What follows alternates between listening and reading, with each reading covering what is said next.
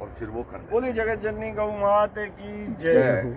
आज हम खड़े हैं श्री गौशाला के अध्यक्ष जी के पास में और बहुत पवित्र काम ये कर रहे हैं। गाय बनाए करोड़पति मल्टी चैम्बर संयंत्र से ये लगातार दीपक बना रही है। आप नीचे देखें, ये कल का प्रोडक्शन है जो कल दिन भर सब लोगों ने श्रद्धा के साथ किया है। दीपक बनाना, दीपक सुखाना।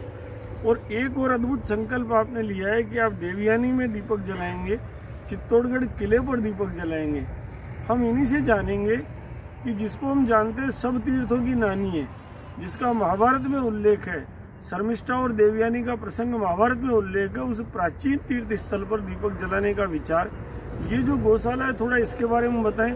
थोड़ा ये बनाने में जो इनको आनंद आ रहा है ये बताएं। मैं निवेदन करूंगा भाई साहब से, कैलाश जी से, कि वो हमें बताएं कि ये जो कर रहे हैं इसमें कैसा लग रहा है, मशीन से कैसे आनंद आ रहा है, और इस गौशाला के बारे में भी थोड़ा हमें बताएं। ये गौशाला निरंतर 102 सालों से गौ माता की सेवा करती आ रही है। और मजे की बात यह है कि 102 वर्षों में 1 इंच भी इसकी जमीन और इसकी जो संपत्ति थी वो खुर्द-बुर्द नहीं हुई, बड़ी है, गठी नहीं।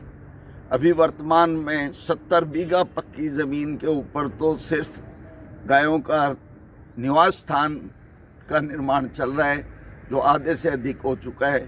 सामने वाली 50 बीघा भूमि के ऊपर अगली साल नेपियर घास लगाई जाएगी और मैं समझता हूँ कि 50 बीघा में नेपियर घास लगने के बाद हमारी गौशाला आत्मनिर्भर हो जाएगी। रही बात ये जो दीपावली पे और देवयानी पे दीपक जलाने की बात, ये सारा अगर श्रेय जाता है तो आपको विष्णुदत्त जी को जाता है।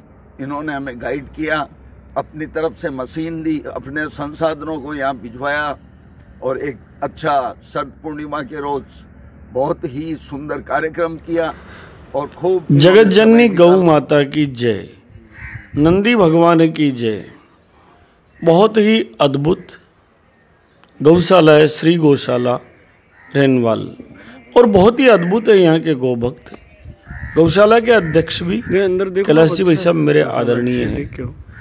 इस गौशाला ने जो बहुत विशाल क्षेत्र में फैली हुई है और जिसने अद्भुत काम किए हैं, जहाँ स्वयं शारदा ने कृपा करके मात्र 6 फीट पर जल की धारा प्रवाहित कराकर सुंदर बावड़ी बनवा दी, जिसकी चर्चा अलग से करूंगा क्योंकि इतना विस्तृत और इतना आनंददायक प्रोजेक्ट है कि आपको आनंद आएगा।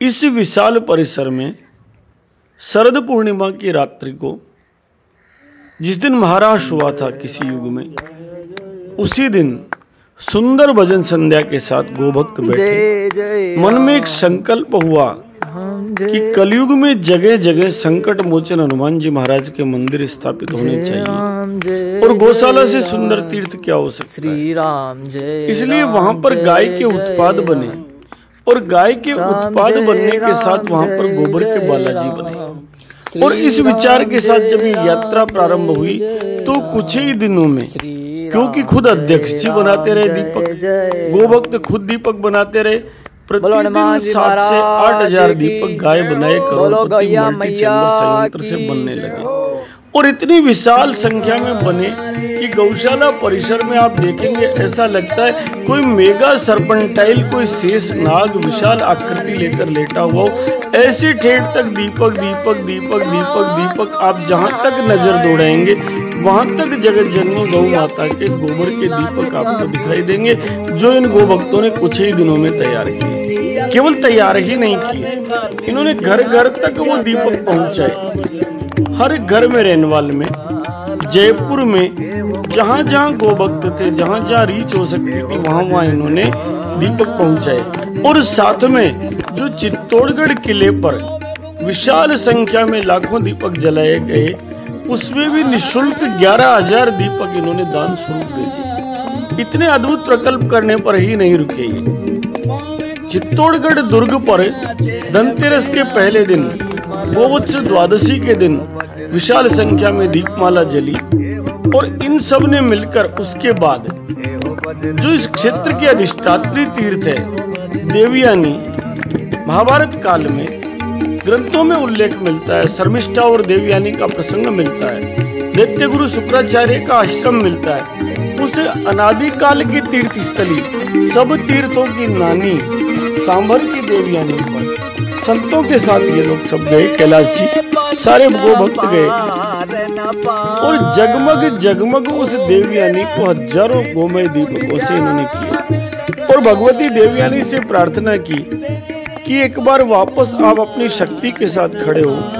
भगवान जागेश्वर महादेव के यहाँ मंदिर में जाकर प्रार्थना की, ये जागेश्वर आप कृपा करो और कृपा करके ऐसी व्यवस्था करो कि आने वाले समय में सारा समाज गौरक्षा के लिए खड़ा हो। और उसके पश्चात इस यात्रा को करने के बाद ये लोग रुके नहीं, निरंतर मशीन से स्वयं बड़कुले बना रहे हैं, स्वयं गोमय के रक्षा सूत्र बना रहे हैं। और केवल बड़े ही नहीं, जो घूमने आते हैं, जो बैठने आते हैं, जो दर्शन करने आते हैं इस विशाल गोमंडल के, जो भी आता है उसे अध्यक्ष खुद कहते हैं कि आओ कुछ दीपक बनाएं, आओ कुछ बड़कुले बनाएं। और उसका प्रभाव एक बच्ची चंपा से मिलना हुआ।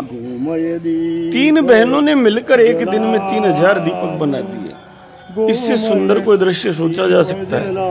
अगर नन्हे बच्चे सेवा के लिए गौशाला जाते हैं, मानो बालकृष्ण गौशाला जा रहे हो, और वहां जाकर वो बच्चे यदि उपक्रम करते हुए, खेलते हुए, रमण करते हुए, अपने अहंकार को गोमाता में विलीन करते हुए, गोबर में विलीन करते हुए, और उस गोबर से यदि 3000 दीपक बना देते हैं, दीपक यदि 60 पैसे 70 पैसे का बना और 2 रुपए का गौशाला से बिक गया, तो नन्हे नन्हे बच्चे शाम तक गौशाला को 5000 रुपए की भेंट करके आ गए। हमारे बच्चे भी ऐसा करें, हम सब भी उस रेनवाल में जाकर दर्शन करें, उस उद्योग को देखें जो गो उद्योगशाला बन गई, तो मान के चलिए हमें आनंद आ जाएगा। मान के चलिए वहां जो रचनाएं बन रही है वो हमारे मन को अभिभूत करेगी। इसलिए हम सब भी उसमें रमण करें जिसमें हमें रमण करना चाहिए। हम प्लास्टिक के खिलौनों में रमण नहीं करें, हमारे बच्चे इन चाइनीज खिलौनों में रमण नहीं करें, बल्कि बच्चे गोबर के दीपक बनाएं, बच्चे गोबर के बड़कुले बनाएं, और बच्चे वहां जाए जहां गाय के गब्बे से ढेरों उत्पाद बन रहे, ताकि बचपन में सीखे हुए संस्कार उनके जीवन भर काम आएंगे और वो ऐसे अज्ञानी से चलकर जैसे ज्ञानी बनेंगे। इसी भाव के साथ एक बार रेनवाल गौशाला को, उसके गोवंश को कोटि कोटि नमन करते हुए बोले नंदी भगवान की जय, बोले जगत जननी गौ माता की जय।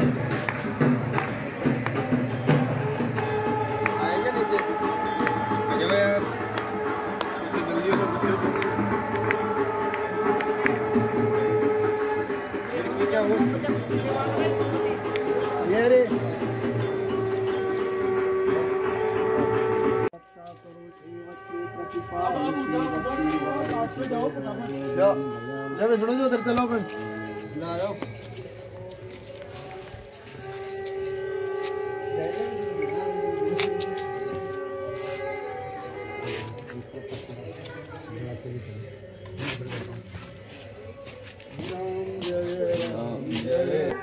गोमय दीप जलाओ, गोमय दीप जलाओ, गोमय दीप जलाओ। हेलो शुभमाष्टमी व्रती अखंडा। जय सिया राम। बिटिया हंसा ने बिना किसी शुल्क लिए सेवा दिए और अब तक हंसा ने 3000 दीपक बना दिए। आप सुनिए हंसा, कैसा लग रहा है बेटा आपको? अच्छा। और कैसे बनाया आपने? मशीन हाथों से। हाथों से क्या किया? ऐसे लोहे बनाते हैं, फिर वो मशीन में रखते दिए बन जाते हैं। और फिर दिए बन जाते हैं। हाँ। और तुम छोटे बच्चे, मजा आता है? हाँ। हैं? तो ऐसे सेवा करते हो, आनंद आ रहा है? हाँ। क्या बात है। और किरण, तूने कितने बनाए बेटे? तूने मदद की क्या? हैं? हाँ। कितने बनाए? 3। अच्छा, तीनों दोनों ने मिलके बनाए? हम 3 बहन, तीनों मिलकर ही बनाए। तीसरी बहना कौन सी है? वो सूती है भी। वो सूती है भी।